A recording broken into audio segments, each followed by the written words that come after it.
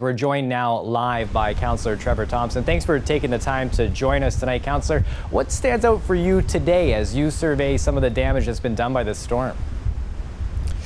The thing that really jumped out for me today is, although it's incredibly windy, as you can tell, if the wind shifted just another 15 to 30 degrees, it would be so much worse. It's coming at us at a pretty sharp angle right now, and again, if it had just shifted a little bit more, or if it does shift in the next few hours, we're back to a full-blown crisis situation with flooding and people again having to evacuate their homes. What's it been like over the first couple of hours yesterday and then leading into today? What are you seeing and hearing from people who live on that length of the shoreline? I'm seeing devastation, truth be told, from windows smashed in and rocks on front lawns, and just it's a war zone, truth be told, down here. And people react differently. Some people react with a stubbornness that is honestly irrational, but nice to see. They want to rebuild. They're looking at ways to fix it. How do we get more material in here to shore up our shorelines? How do we get these break walls fixed? To other people who have pretty much washed their hands of it. They've seen the writing on the wall, and they're looking to get out. So there's a real gamut of emotion down here at this point. But I can't undersell just how bad some of the homes look with patio doors pushed in, houses filled up with water past your knees, septic systems that have backed up completely.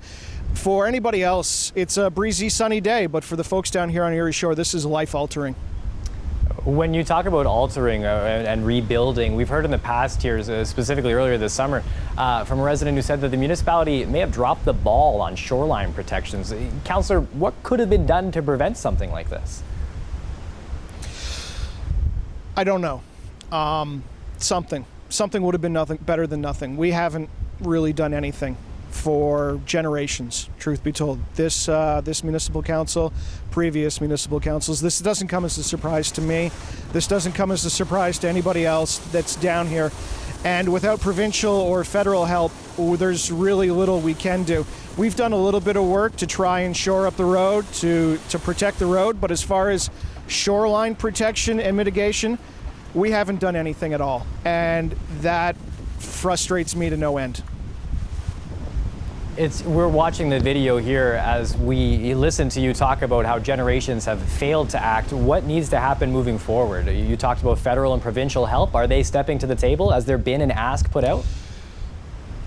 So, to date, there hasn't been, as I understand it, an official ask. There's been unofficial asks. This is an issue that I have toured this area with MP Van Kesteren before. MPP Rick Nichols is very well aware of the situation. What can be done? I don't know. I think we are at the point where no more half measures. Either we have to decide this is an area we are going to protect and we're going to have to dump tens of millions of dollars into it, or this is an area we have to say goodbye to and we have to dump tens of millions of dollars into buyouts and expropriation, or this is an area where we wash our hands of it and wish the homeowners well. And I think to date, option C has kind of been the one that's been followed. We've tried to get things done down here, from installing more catch basins, trying to get something in place to get the water off of the land, and each and every time, for a myriad of reasons, that gets shut down, nothing gets accomplished. And these residents down here are really looking for someone not to do the work for them. They're looking for some organization, somebody to basically to bleed with them, to help shoulder the burden and carry the load. These residents know that the municipality can't do it on its own, that provincial government can't do it on its own, but they want all levels of government to realize that everybody, homeowners, farmers, and government, has skin in this game, or nobody does, and we all have to just say goodbye to the dream. I appreciate your honesty. That's Councillor Trevor Thompson live with us in Chatham-Kent tonight.